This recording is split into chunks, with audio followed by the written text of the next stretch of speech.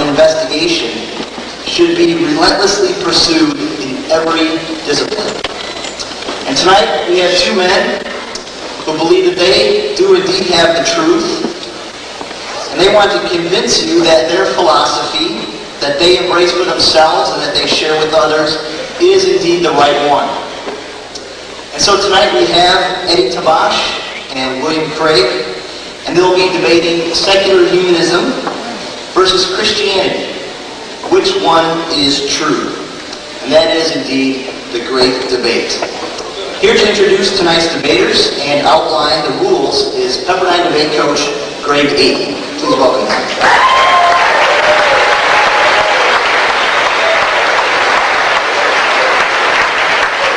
We are here tonight to hear a debate about a controversy that has persisted for centuries, but is still extremely relevant today. That debate is Christianity versus secular humanism. Tonight, defending Christianity will be Dr. William Craig.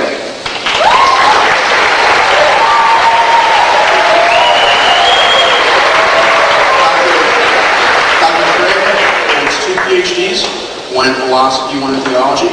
He's taught for a number of years in Germany, a number of years in Belgium, and is currently a professor of philosophy at the Talbot School of Theology.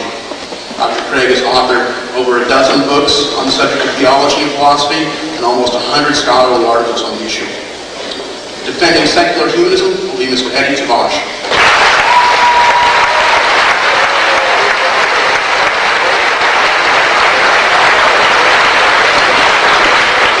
Mr. Tabash graduated magna cum laude from UCLA and also graduated from Loyola Law School in Los Angeles. He is currently an attorney in private practice in Beverly Hills, is also a part-time municipal judge for the city of Los Angeles. Mr. Tabash is extremely politically active with the California Democratic Party and has also run for office for this California State Assembly.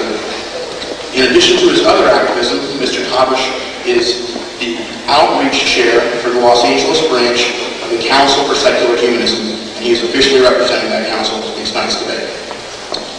The rules for the debate are as follows. Each speaker will have a 20-minute opening statement, which will then be followed by a 10-minute rebuttal, and finally by a 5-minute closing presentation. We ask that you hold your applause and any comments that you would have until the end of the closing presentations.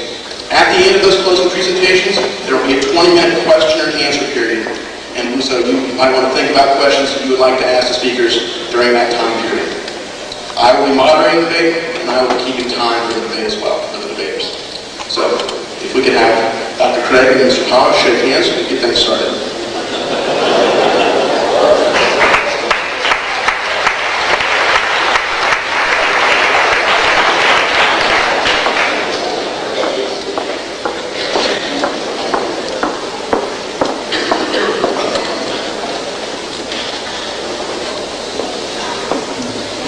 Mr. Tabash won the toss and is elected to speak first. Mr. Tabash. Good evening. I want to thank Pepperdine for putting on this debate. Dr. Craig and I are splitting the difference tonight. We are at a Christian university, but in my home area of Malibu, and it's an honor for me to finally get to debate such an eminent Christian apologist. Tonight, I'm going to defend the proposition that the great weight of the evidence in the physical world around us demonstrates that Christianity is not true and that secular humanism is true.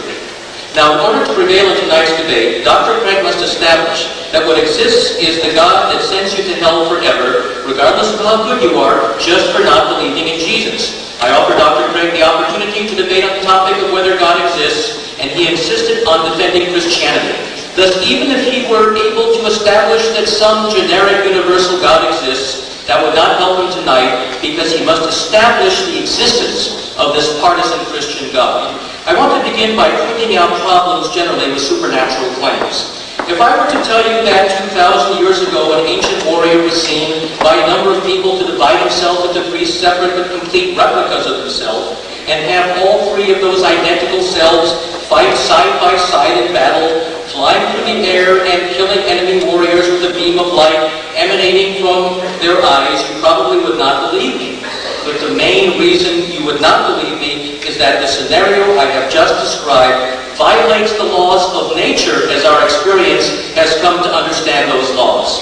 In no context other than my story about this supposed event a long time ago do we ever encounter evidence that such things occur. Similarly, in no context other than the unprovable hearsay of primitive ancient people as set forth in ancient writings, the truthfulness of which we cannot even begin to verify, do we encounter claims that the supernatural occurrences which undergird Christianity have occurred. Jesus' resurrection from the dead and ascending into heaven has never been a testable or repeatable phenomenon in our world. Further, the claim that our eternal salvation is dependent upon our believing the miraculous stories about Jesus is also an unprovable assertion. So let the resurrection happen again today, but under verifiable conditions. If such a singularly unique violation of the laws of nature, as we understand such laws, such as Jesus' resurrection from the dead, did occur, and belief in that occurrence is the precondition of our eternal salvation, it is grossly unfair of God to expect us to rely only upon the hearsay of primitive ancient people that such an event happened. As the philosopher James Keller, who I think is a Christian, has written, why should God expect us today to seriously consider something when God would not expect contemporaries of the event to seriously consider it without a miracle? 2,000 years ago, there were none of the sophisticated means of verification that exist today. We contemporary people cannot be reasonably expected to believe the rantings of primitives in such a superstitious era without more direct evidence.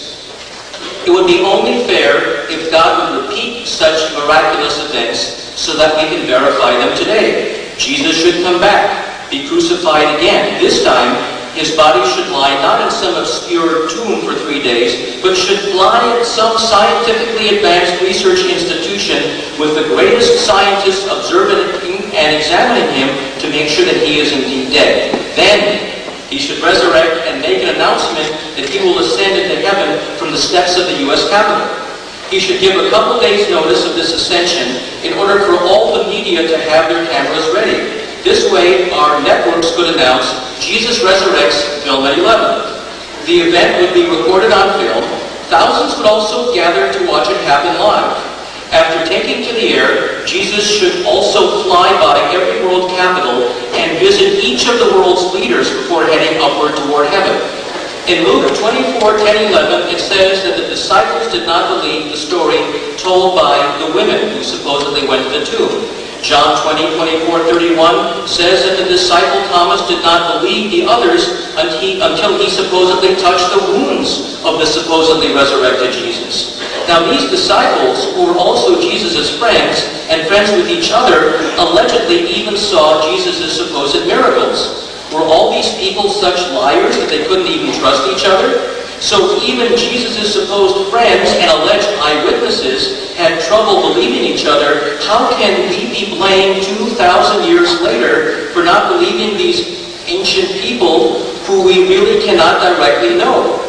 We, the people of the world today, need to feel such wounds or be given other direct evidence in order to believe something otherwise so preposterous. I will now defend the virtue of secular humanism, and by secular humanism I mean an approach to analyzing the natural universe by means of scientific examination and by recourse to direct human experience. Secular humanism is a much more reliable basis than Christianity upon which to build assumptions about the world, because secular humanism allows modifications of currently held positions based on further and better evidence. Secular humanism posits that assertions about the physical universe should be changed in light of improved and more compelling evidence. Christianity, on the other hand, is stuck back there some 2,000 years ago and is not capable of altering any of its assertions, irrespective of how compelling any new evidence would be.